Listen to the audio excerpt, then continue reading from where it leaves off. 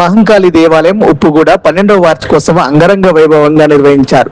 ఆలయ కమిటీ అధ్యక్షులు మధుసూదన్ గౌడ్ మాట్లాడుతూ, ఈ గుడికి చాలా పురాతనమైన చరిత్ర ఉందని, గుడిని పునర్నిర్మాణం చేసి ప్రజలకు కొంగు బంగారంగా నిలుస్తుందని, ఈ ఆలయానికి కమిటీ సభ్యుడైన ఉన్నందుకు చాలా సంతోషపడుతున్నానని, ఉదయం 5 గంటల నుంచి మొదలుకొని నిర్విరామంగా రాత్రి 8 గంటల వరకు కార్యక్రమాలు కొనసాగుతాయని తెలిపారు. అన్నదాన కార్యక్రమంతో ఈ యొక్క కార్యక్రమం ముగుస్తుందని తెలిపారు. Vice chairman B Surender Mudiraju, general secretary K Narender Mudiraj, ఇతర పార్టీ నాయకులు, భక్తులు అధిక సంఖ్యలో పాల్గొని ఈ యొక్క కార్యక్రమాన్ని విజయవంతం చేశారు.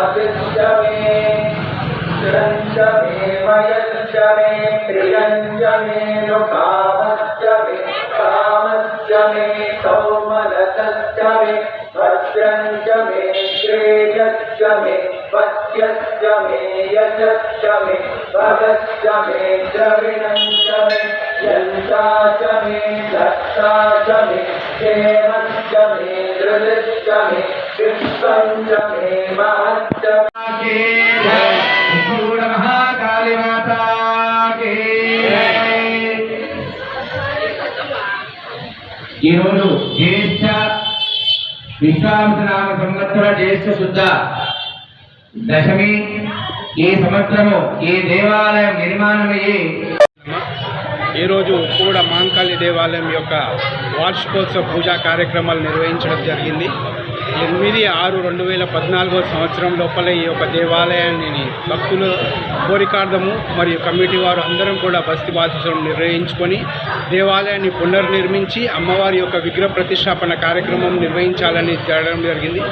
ఎందుకంటే 1949 సంవత్సరం లోపల ఇక్కడ దేవాలయం నిర్మించడం జరిగింది.